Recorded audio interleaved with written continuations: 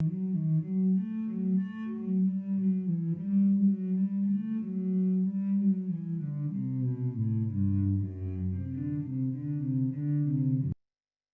morning, everyone. I'd like to welcome you all to this landmark webinar, American Sign Language Everywhere for Everyone. We have a very exciting agenda this morning with a panel of eager professionals whom I will introduce in just a moment. As you just heard, my name is Rebecca Bias, and I am the Assistant Director of the Center for Languages, Literatures, and Cultures at Ohio State, which is also called the CLLC. This webinar is sponsored by the CLLC as well as the Ohio State University ASL program and the College of Arts and Sciences Office of Advancement. In addition, many thanks go out to the ADA Coordinator's Office as well as Clara Davison with the College Alumni Affairs and Engagement, and Nina Javiernikova and Stephanie Ortiz with the CLLC staff. Just a few notes again. You will be muted during the entire webinar and your video is off. Closed captioning is available and we have an interpreter on screen, as you can see. Please feel free to post any questions to the Q&A at the bottom of your screen as we progress, and we will try to address them near the end of the hour. Tia Jones has generously offered to monitor your questions, as many may be duplicates, of course. Let me now introduce our panel members. First, welcome Marla Berkowitz.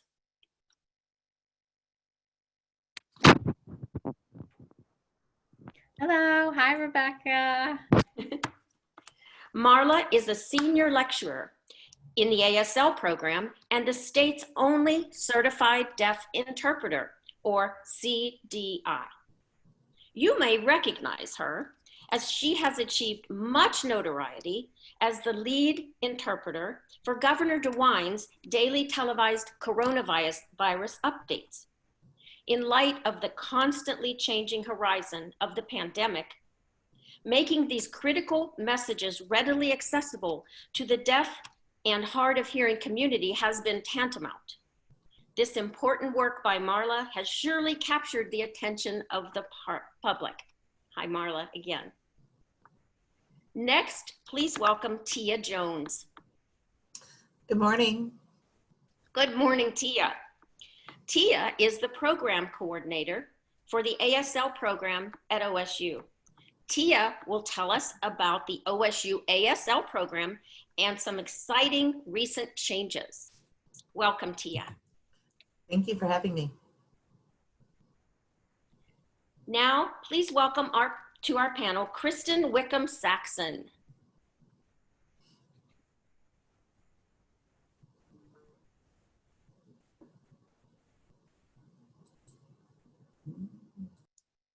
Not seeing Kristen on the screen. Here we go. Hi, Kristen. Kristen is also a senior lecturer in the program.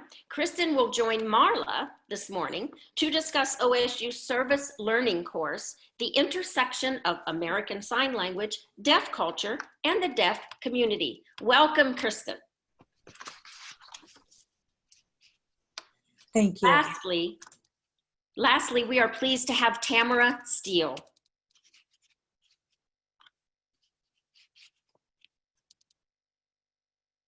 Get Tamara on screen so you can all see her. Hi, Tamara. Hi. Tamara is also a senior lecturer in the program, and she'll be talking to us about special events at OSU where our ASL students demonstrate their signing abilities to larger campus venues. Welcome, Tamara. Okay, let's begin our discussion with Marla. Okay, Marla, I have some questions for you. Marla, what is a CDI? Yes, great question. Many people think of a deaf interpreter, and which means many of you who are deaf or hard of hearing work as interpreters. And the C part is certified. So there's a national organization called the RID, which is the Registry of Interpreters for the Deaf. And it's called a CDI, which means a certified deaf interpreter. And we team with hearing interpreters as well who are second language users of ASL. And because the deaf and hard of hearing community primarily use ASL as their first language, they grew up with the language, they use that for their access to information, they have a better understanding and comprehension of the language of true ASL. So my role is to make sure that I am being as accessible as possible with my sign language, my body language, my facial expression, everything related to the language of ASL for the deaf community. And my hearing team did not grow up using ASL as their primary language, so that's why they use interpreters who happen to be deaf as certified deaf interpreters. That is truly fascinating, Marla. Thank you. Okay, I have another question. How did your work with the governor's office come about?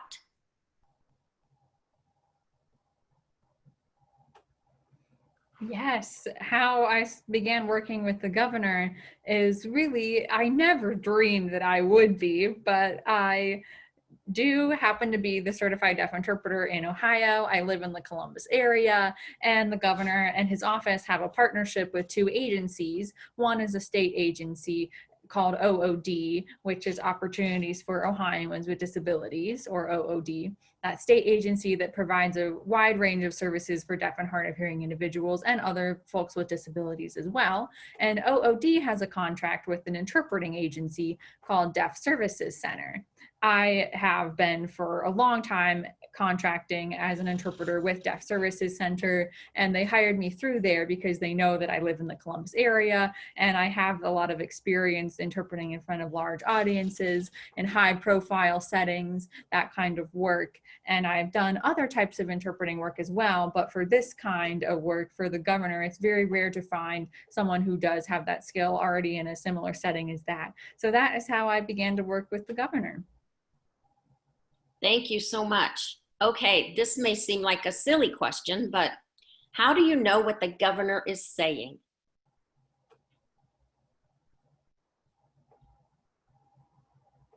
Oh, if it weren't for my team, two phenomenal team interpreters who I work with, there's three of us to make a team, and that's how we make it work. Of course, you might say, Marla's deaf. How does she know what the governor is saying? And you're absolutely right.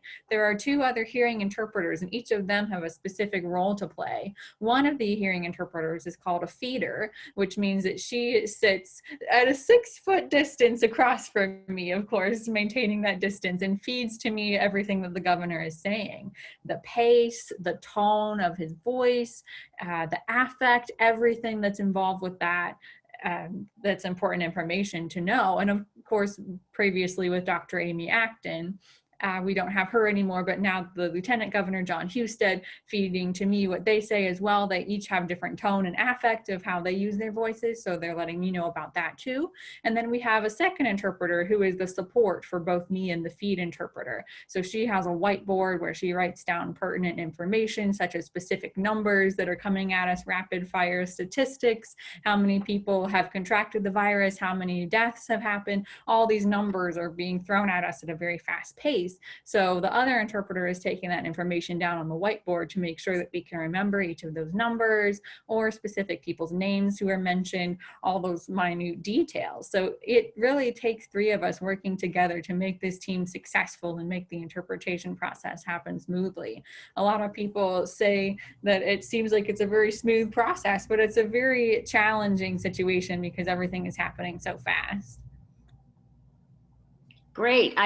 I will say that it does happen very seamlessly, and it's hard to believe that all of that is going on behind the scenes at the same time. So Marla, what has this experience been like for you? Yes, and like you were saying, it's hard to believe that it's happening at so fast behind the scenes, and it requires a lot of attention and focus from the three of us. It makes it more challenging there because we can't just ask the governor, hey, can you repeat that? We missed that. We can't ask the lieutenant governor for clarification or repetition. We can't just interrupt the process. So it requires us to be on top of our game. We have to be on it at all times, all three of us together. Absolutely, I understand. And one final question. What has this experience been like for you, Marla?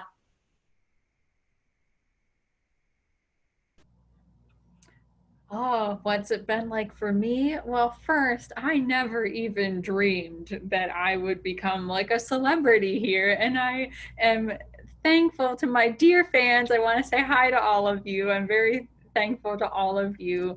And I take this job just like any other job that I do. It's, to me, it's very sacred. It's a sacred profession to work as an interpreter. The goal is to be relaying all this information for deaf and hard of hearing folks, deaf blind individuals, deaf disabled individuals, everyone within the deaf community, to make sure that they have access and understanding to everything that's happening in the state, in the country, this critical information, especially when it comes to our health and our safety, to be able to make these decisions that impact our own lives. It's very, very critical information, everything that's going on. Deaf people have that right to have the access to it, to make sure that they can decide for themselves with a well-informed decision about how to protect themselves, including me as well as a deaf person. So I am very, very honored to be doing this work and to have this opportunity to work with the governor. We also are very honored to have you here to talk with us today, Marla, and I want to thank you for all of your service. And thanks so much for answering my questions. Thanks again. Thank you. Okay, let's move on to Tia Jones. Thank you for having me. It's very nice to be here, to be a part of this panel. So thank you so much for having me. Certainly, certainly. Thank you. Hi, Tia. Hi, Rebecca. We'd all like to know what the ASL program at OSU looks like. It appears it has grown quite a bit in recent years. Is that correct? Absolutely. And thank you for having me on today. As you said, recently in the last 10 years, the ASL program really has blossomed into a robust program. About 18 years ago, the ASL program was housed in 3 different areas of the university, and all we were providing at the time were ASL general education courses for undergrads. And then about 10 years ago, the center, what is now known as the Center for Language, Literatures, and Cultures, brought us all together under one umbrella, and it gave us a space to work together to create ourselves as a program. And we've really been able to take off from that aspect. So thank you to the CLC for bringing us together. We are thrilled that each autumn and spring semester, we are still able to provide at least 30 ASLGE courses so that we can spread our passion and our information to all of those students and give them an immersive ASL experience, have rich, vibrant discussions about ASL, deafness, deaf culture, deaf community. Those 30 courses are spread out amongst 4 of OSU's campuses. We're on the Columbus campus, the Marion, Lima, and Newark campuses as well. We're trying to be able to spread throughout the state of Ohio, not just keep it local in Columbus. Like I was mentioning, these courses count as general education courses for undergrad students. They have to take the ASL 1101, 1102, and 1103 to complete that requirement for general education purposes. But we are this fall so excited to be able to finally allow students to declare an ASL studies minor. We've been working for quite some time to get this on the books, and it's finally been approved. So students that have been taking our courses can continue to take our minor courses. And we've even had students who just out of pure passion and interest have been taking these minor courses all along. So they'll be able to actually declare before they graduate this year.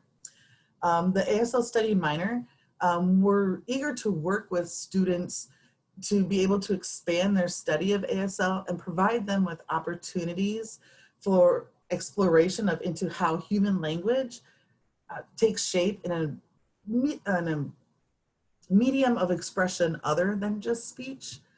We're focusing on developing intercultural competencies in a visual language, as well as being able to broaden and enrich their knowledge and their respect for ASL and the communities who use ASL. And since ASL encompasses everyone and everywhere language is used, we anticipate that the students who are going to be part of this minor, who choose to be part of this minor, will then go on to become professionals who can then utilize ASL in their relevant fields and begin to start spreading awareness that way as well with direct interactions. I'm going to share on my screen with you, and on this screen it's going to give you some information about the ASL minor. This first slide is just the basics. The ASL minor is a 4-course minor for 12 credit hours. The students will have to take the ASL language series of 101 through 103 prior to taking some of the minor courses.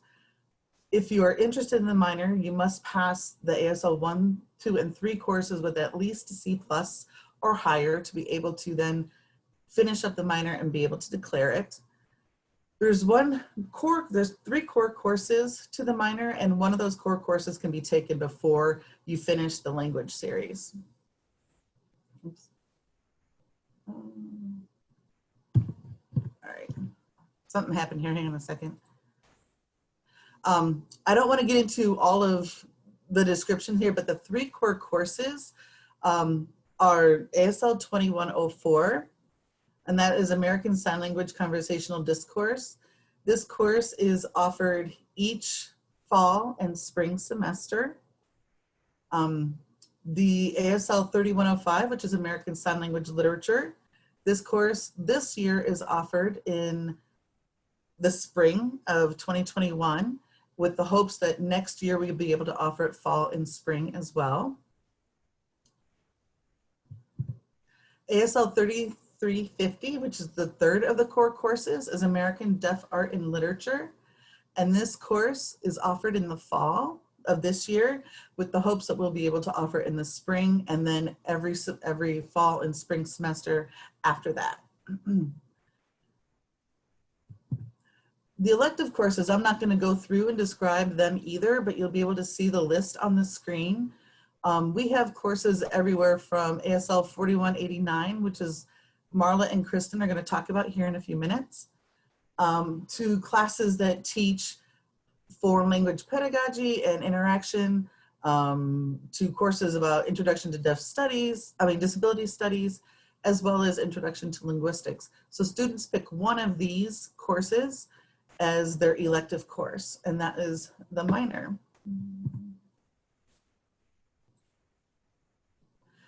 While this is just the first step, we are already looking forward to and starting to develop more courses to be able to add to that list of electives, as well as create an additional minor with the hopes of getting to a major here soon. That's the goal, we'll see. Beyond the classroom, the ASL program at OSU engages with the university community as often as we can. Sometimes we work with the Office of Student Life, the residential area. We'll go over to residence halls and have, sometimes it's a signing lesson, sometimes it's a lecture about deaf culture, or whatever really the students in the dorm are interested in. We also work with other clubs and organizations around the university. Sometimes sororities will reach out to us.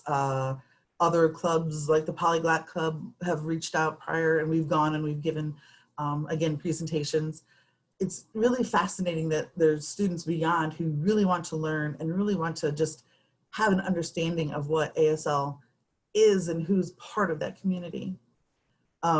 We've also worked with, starting this summer, we've started working with the OSU Alumni Association and having a place in their biweekly newsletter.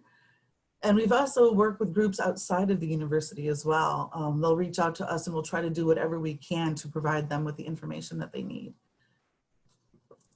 We plan at least one time a year to have a notable ASL user or a notable deaf person come in. This event is open to the public regardless of affiliation to OSU. We offer it free. We want to try to get, again, it's all about awareness and trying to get that out there for them.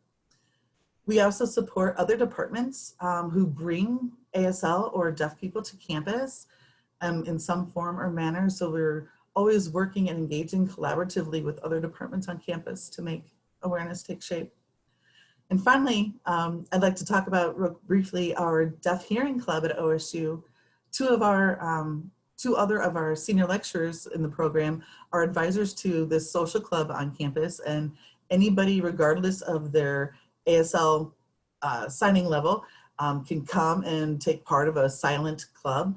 They have multiple monthly events. Sometimes it's tutoring, silent game nights, heading out to deaf events around the community.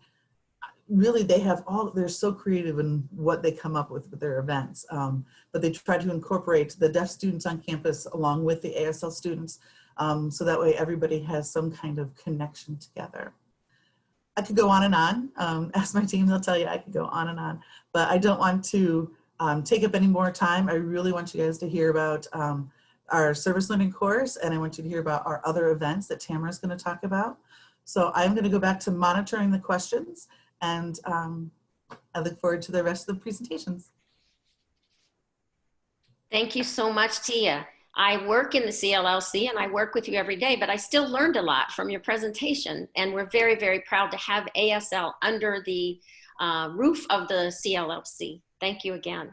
Thank you.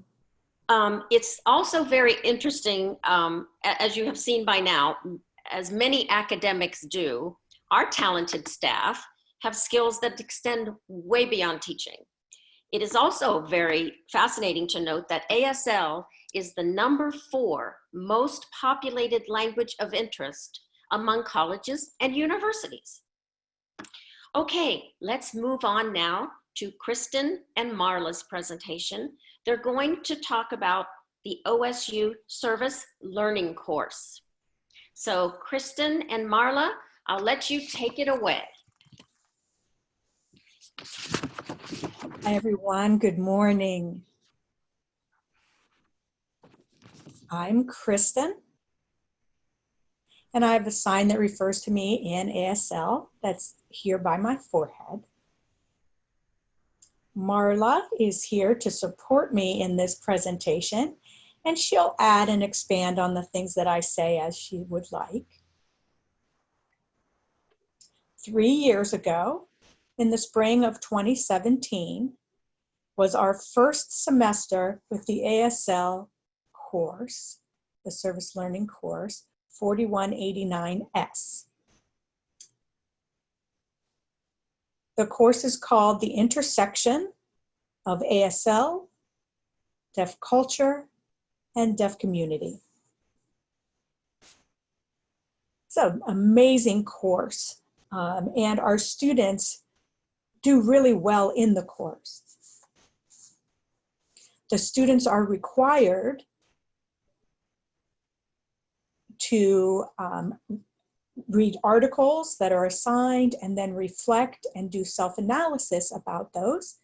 They're involved in group discussion, and they have a service experience off campus. We tend to call Service Learning SL for short, and the student and the organization that they are working with both benefit from the service learning. During the service, the students are communicating using American Sign Language with someone who is a native user for conversation, also to understand cultural norms and how they are applied. And at the same time, the students are providing service at a number of centers here in Ohio. This semester, we had 35 to 40 students who were requiring service learning areas, 35 to 40 hours of service that are required to meet the course requirements in this class. So all of those students, every student in the course has to have a minimum of 35 hours. We've had 5 cohorts to date in this class. And of course, you want to know what kind of service they're doing, right? Of course, that's the whole reason that you're here. So let me give you some examples. In Westerville,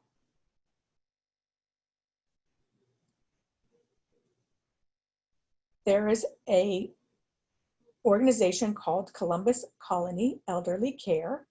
We call it CCEC for short. That is a nursing home for deaf, hard of hearing, and deafblind residents.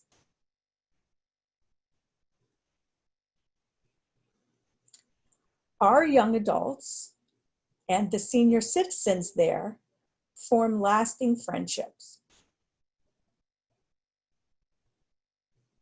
because they are interested in each other. While we're all here on this big ball of mud, we can see each other as human beings and nothing more. So at the nursing home, it is often these students' first opportunity to talk to a deaf-blind individual. And you should know that many deaf-blind individuals communicate using what is called tactile sign language. Tactile sign language is when a person is signing and the deaf-blind person puts their hands on top of the hands of the person who is signing, so that the deaf-blind person can follow the movement and feel of the signs. That's how communication happens. Now, of course, the students benefit from an insider's view of aging and also learning about our American healthcare system. Next slide, please. Or whatever Thank you, side the slide is Marla. on. I'm not sure which side they're appearing on.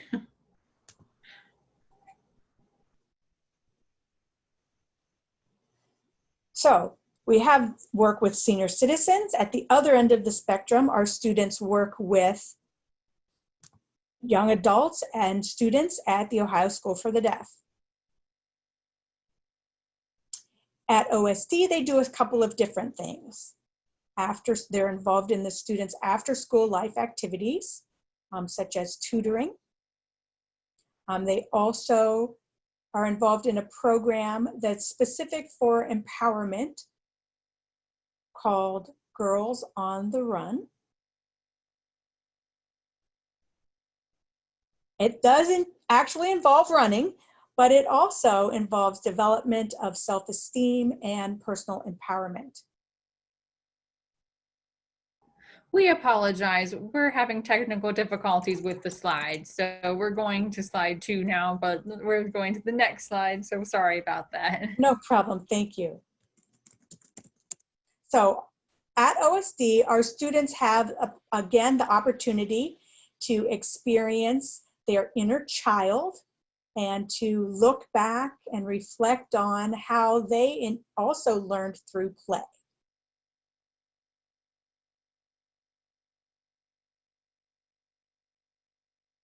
During class, we foster opportunities for the students to learn from their peers as well, because they're all placed on different sites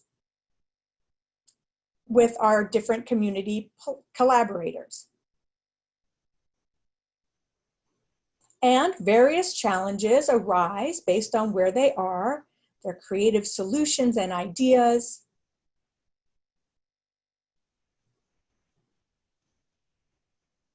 And students develop their own understandings of what it means to live a deaf life. What does that look like?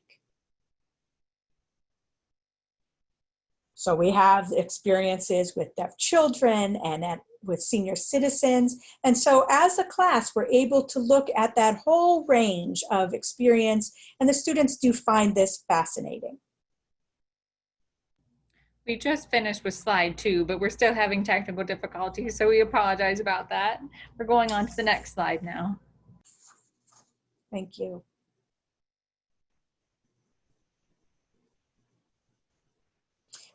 Our students also work with agencies who are involved with deaf adults who have additional disabilities and unique needs. Often our OSU students are paired with a deaf staff member,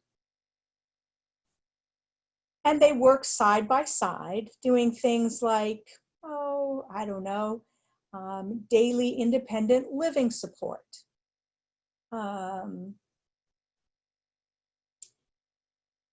Financial planning.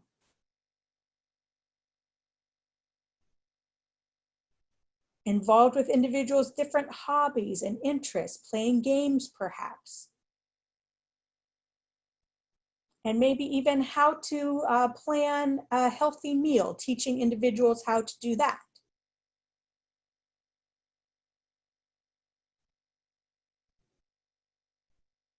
And so this is where some of that learning starts.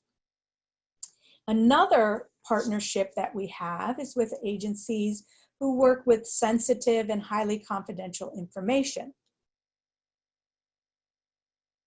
For example, domestic violence survivors,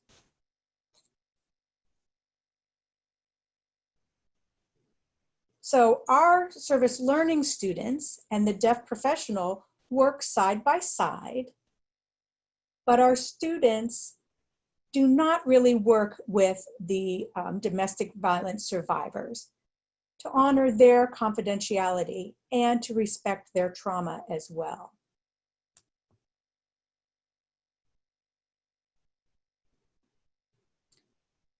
Our partnership agencies and organizations tend to be nonprofit, and so their funding is limited. Their staffing is also sometimes limited.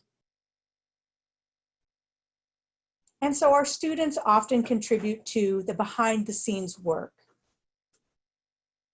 Each of the organizations has a different goal, and they are all about advancement. Unfortunately, we are now operating in a virtual form. And so all of our partnerships that I have just named have been unable to be completed in this semester.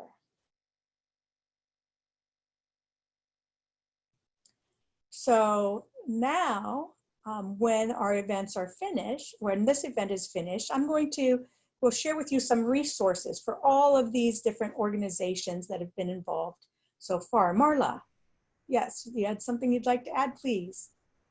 Yes, I did. I just wanted to let everyone know that the slides are not able to be visible right now, but don't worry, we will follow up at the end of the webinar with more information, and we will share with you those slides. The reason for that is because since there are 2 of us who need to be visible on the screen at the same time because we're both signing, we're not able to show the slides and have us visible at the same time. But we will make those slides ready for you at the end of the webinar. Thank you for explaining that, Marla.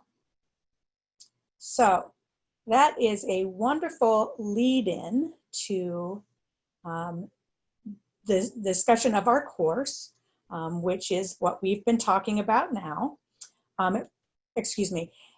Just as we have been modeling here, Marla and I present our course together in sign language. I am able to hear, and I work as a completely equal co-teacher with Marla. We both communicate in class using sign language, and we have interpreters in class, as we have here on the webinar, who speak into English to support the students. because we want them to understand the content of the course, which is rather advanced. We also model what it looks like to have deaf hearing allyship. What barriers that we need to overcome together, the systematic inequalities that exist and that are confronted every day.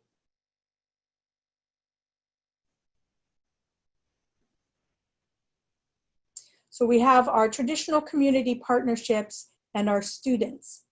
When they are together, the student is being led by standing beside the community organization staff. They're not in front, they're not leading. This is what we are modeling. And so, again, trying to deal with taking down barriers to oppression. We teach our students that their role is not to fix, their role is not to help the poor deaf people. Their role is to serve as a peer, as an equal.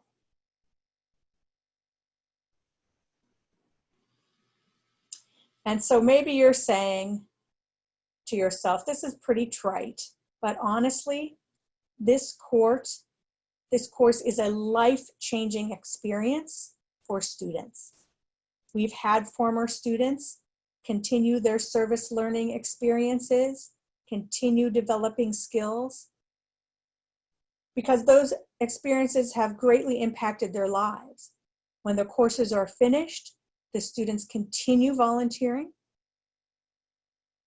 even though they are no longer getting any university credit for it, they are doing it on their own. Some of the agencies have hired our students.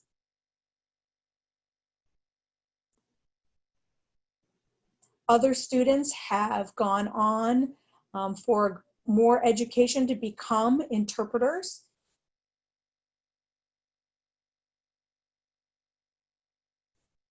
We have a student who went on to become a speech pathologist, working with students from the Ohio School for the Deaf.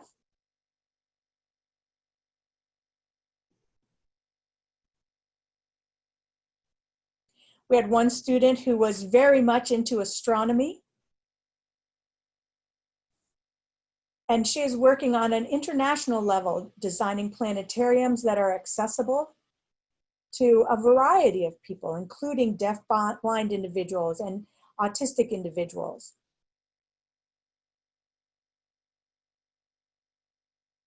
We had a former student go on to law school and set up a committee to partner with their local deaf community. And most recently, we had a student in medical school. That student reached out to us and said, I would like to do a research project. Do you mind helping me get in touch with the Ohio School for the Deaf? That research is about the impact of the coronavirus on the deaf community and deaf youth in particular, their experiences of isolation as a result of the virus. Marla and I are often so touched by what we see happening in this phenomenal course with these phenomenal adult students and their transformations. Marla, would you like to add anything? Yes, yes, absolutely. It's very inspiring to see that change that happens from the beginning of the semester to the end. That change in just the 16 weeks. It seems like such a short time, but it's really amazing to see that.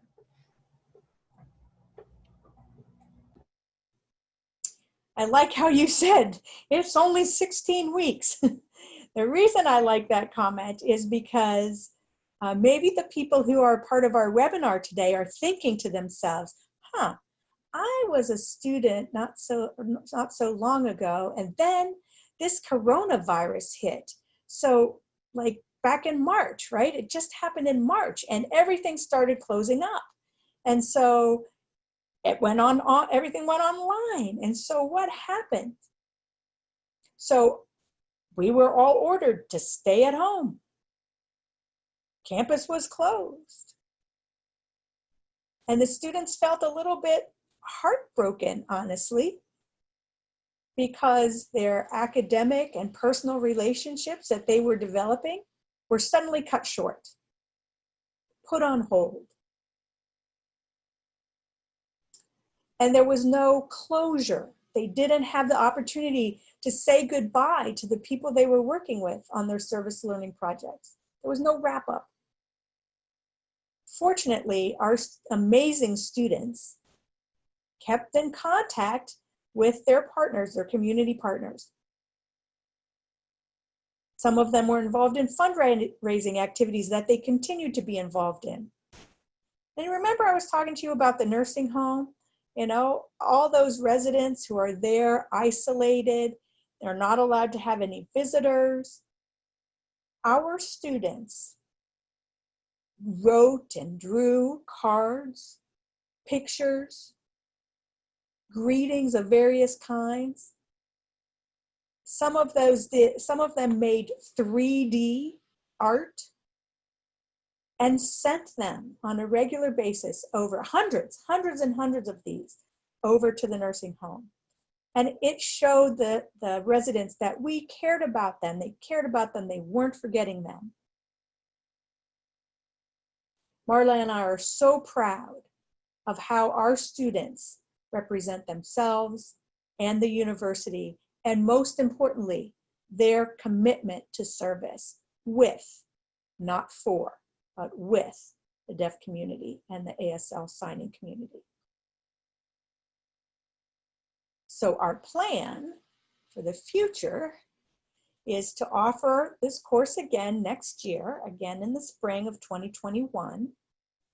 And then obviously we need to see what that's going to look like, whether we will still be in a virtual environment or not, how we might want to structure it if we are. And then I have some exciting news to share. Marla and I have been working very hard to develop a new service learning course, a field experience course. And so hopefully in 2 years, spring of 2022, we will have that new course ready. So keep your eyes out. We're very much looking forward to that. Thank you so much. And again, just like Tia said in her comments, she said, I could go on forever and ever. Well, Marla and I could too. There's so much that we could share about all the beautiful things that have happened in this course. So keep in touch with us. You know, if you're interested in being involved, if you're from an agency and organization and would like to partner, get in touch with us. Bring it Thanks. on for us. Bye-bye. Bye. Wow, thank you, both of you. What an education I just received from your presentation, and that course sounds amazing. But in the interest of time, we need to move on and talk a bit with Tamara Steele. Get Tamara on screen here for us. There she is. Hi, Tamara. Tamara, I hear that ASL students gain special access to sporting events on campus. What's that all about? That's right, Rebecca. We have a special opportunity for our ASL students. I'm going to show you some pictures here while I share my screen so that you can see exactly what that is. Our students have an opportunity to sign the national anthem in Carmen, Ohio at all of the home football games. You can see us here on the field, here about the 20-yard line. I'm showing here you. This is all of our students. We have about 18 to 20 students each game, and they will receive a tutorial video from me that explains how to sign Carmen, Ohio and the national anthem.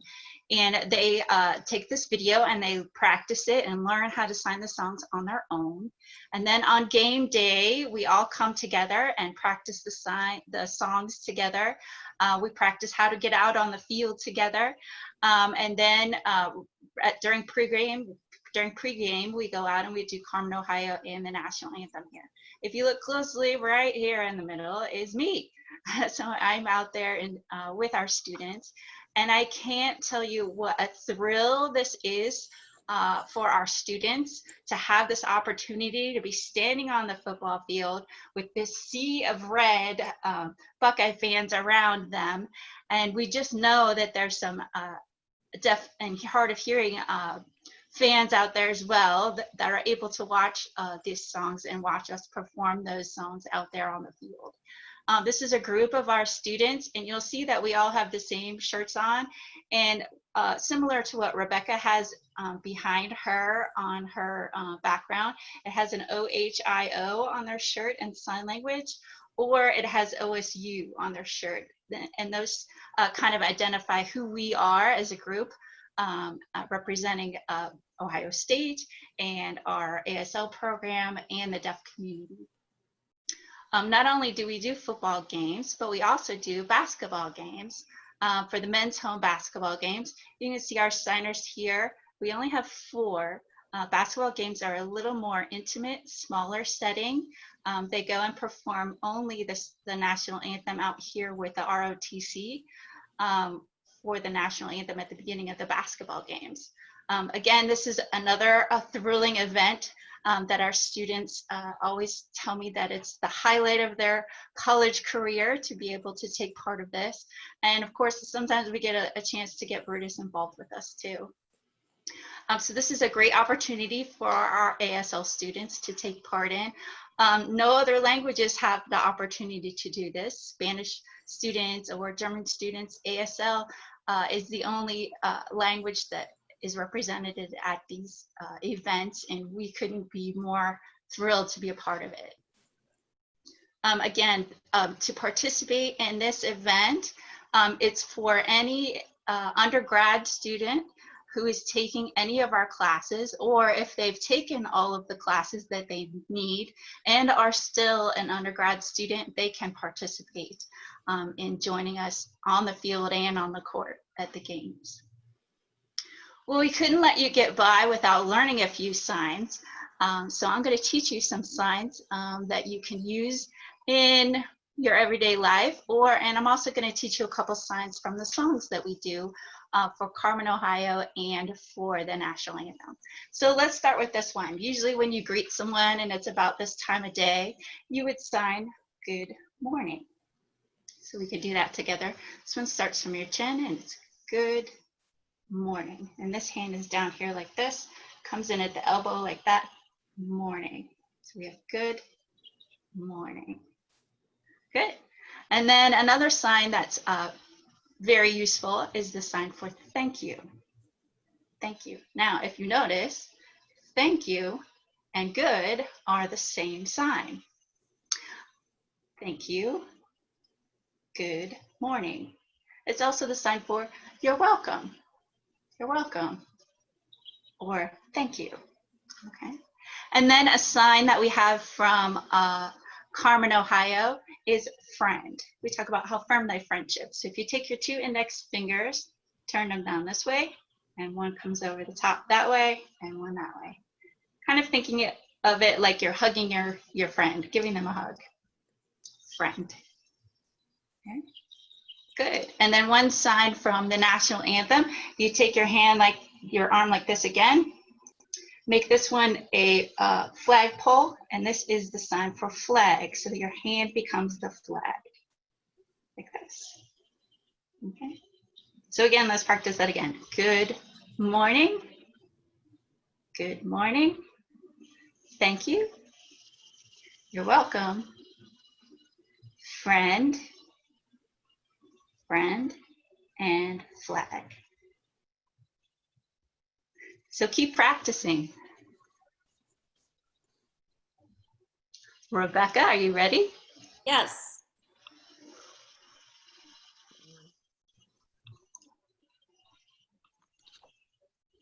Yes. Thank you so much, Tamara. I hope there's not a test at the end of this webinar because I might not do so well, but I promise I will practice. Great. Okay, this has been very informative and I sure have learned a lot, but I know you all have some questions that we do want to take time to address. Since we had asked Tia to field the questions for us, I will now let her address some of those. Tia, I'm going to turn it over to you for a few moments.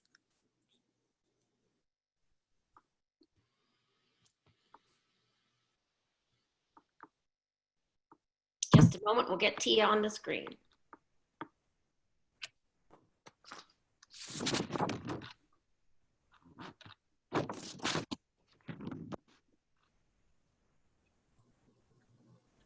Sorry about that. I couldn't get my video to come up. I know we have just only a few minutes left, so I have to pick and choose carefully which, and there's so many good questions that I want to try to get to as many as possible. But the first question that came up, and I think is a really fascinating question, I'm going to send this over to Marla. And the question is, Marla, how long have you been signing?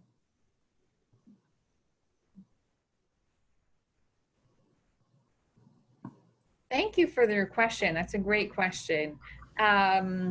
I've been signing since I was a little kid at the School for the Deaf. And my mother is the one who taught me how to spell in sign language. My parents are both hearing, but she was the one who taught me. She learned from a teacher at the School for the Deaf and then taught that to me. So I picked up some signs from then. And really at the School for the Deaf, there were many deaf children there who were from deaf families where their parents were deaf, and they taught me a lot of signs and finger spelling, and then it took off from there. That's when I learned. So I'm thankful for the deaf school in New York for teaching me sign language, and I've been signing ever since. So really it's been a part of my experience ever since I grew up. Marla, don't go anywhere. Thank you for answering that. I have another question that we could throw it out to pretty much anybody on the panel, but since you're already here, the question is, how often is the language changing as new words are becoming more prevalent in society? Is there a committee that oversees ASL nationally, or does it just gradually change within the deaf communities?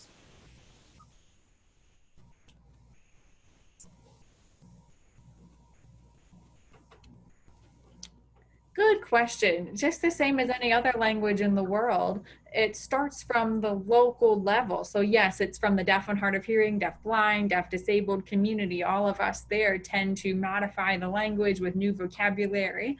For example, the word coronavirus. This is the sign for coronavirus. Before, we didn't have a sign for it because that was a new word. We never had that word in the vocabulary. So then when the coronavirus hit, other countries in Asia, the Asian deaf community there decided upon a sign because it follows the shape of the coronavirus and what it looks like. It looks like the virus with the different things that happen in the virus. And so that's how the sign for coronavirus came into being. And it's based on location. And fortunately, with technology now, we're able to then go to other countries and see what their signs are. They can teach us through technology. So it's accessibility for everyone, everywhere, for all languages. It's very fascinating. Marla, there's another one that was aimed at you, and I think this one is funny, especially knowing your little comment earlier about being a celebrity. So Marla, what do you think of the fact that a company is making a bobblehead of you?